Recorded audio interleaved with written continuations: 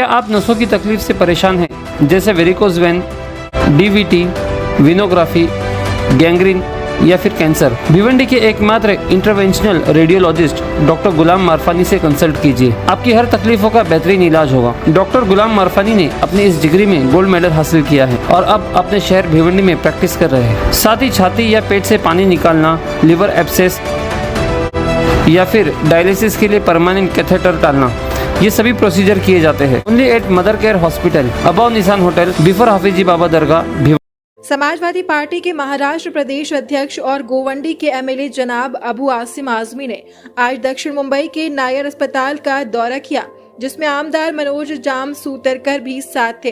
अस्पताल की स्थिति ओपीडी हो या आईपीडी में मिसमैनेजमेंट, दवाइयों और स्टाफ की अनुपलब्धता, वेंटिलेटर, एमआरआई और अन्य चिकित्सा सेवाओं की हालत बेहद दयनीय है। मरीजों की शिकायतों को लेकर डीन डॉक्टर शैलेश मोहिते से मुलाकात की। जब दवाइयों की अनुपलब्धता पर सवाल किया गया तो डीन ने जवाब दिया कि हम पोस्टर लगाकर मरीजों को आरएमओ से संपर्क करने की जानकारी देते हैं, लेकिन दवाइयों की उपलब्धता सुनिश्चित करने के लिए कोई ठोस कदम नहीं उठाया जाता है।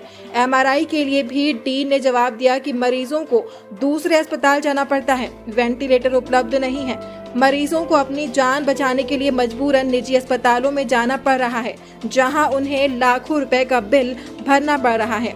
अस्पताल में स्टाफ की नियुक्ति में भ्रष्टाचार और महिला कर्मचारियों के साथ हो रहे अन्याय की स्थिति भी बेहद चिंताजनक है। मुंबई के इन सरकारी अस्पतालों में न केवल महाराष्ट्र बल्कि अन्य राज्यों से भी लोग अच्छे इलाज की उम्मीद लेकर आते हैं, क्योंकि वे प्राइवेट अस्पतालों में लाखों रुपए खर्च नहीं कर सकते। सीधा बोलते नहीं है बाहर से लोग।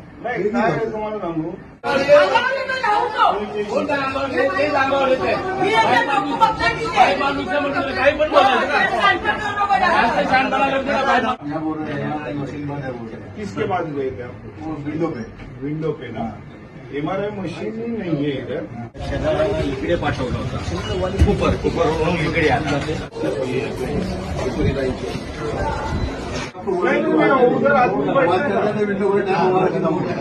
एक काम करा, इधर स्टाफ पाठवा था तो देखा सामने रिकॉर्ड में एक दिन की बिल 2.5 लाख रुपए। क्या मतलब भाई गरीब आदमी है, कैसे ना यहाँ लाया लिए नहीं लोगों ने। नहीं सुनिए ना, यहाँ के डॉक्टर्स ने बोला कि हमारा वेंटिलेटर नहीं, जल्दी ले जाओ तो मर जाएगा, इसकी डेथ हो जाएगी। भाग के लेकर रिकॉर्ड में अब 2.5 लाख एक दिन की बिल है। कितने दिन हो गए? तो ये अब वास्तव कितना क्यों ऐसा हो रहा है?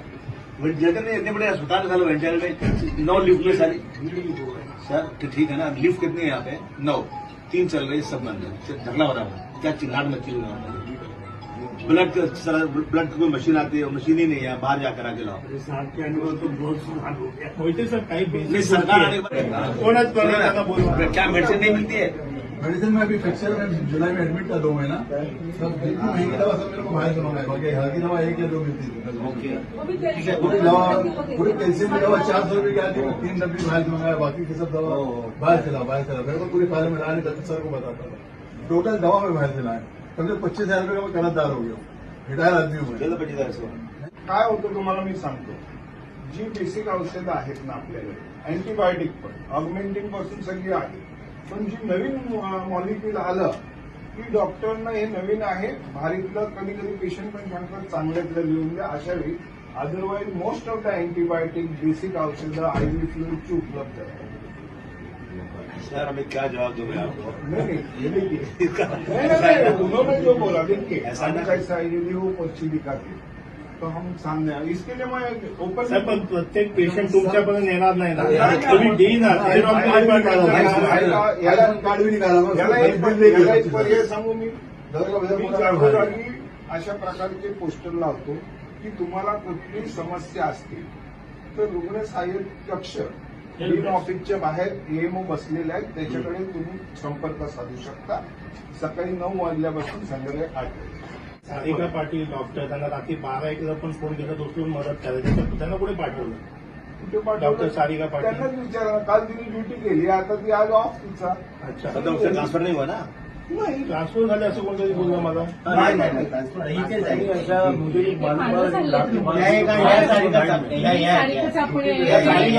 मी डेप्युटी डीन म्हणून काम करते. माझं ऑफिस सील केलंय. मला माझे सगळे चार्ज काढून घेतले.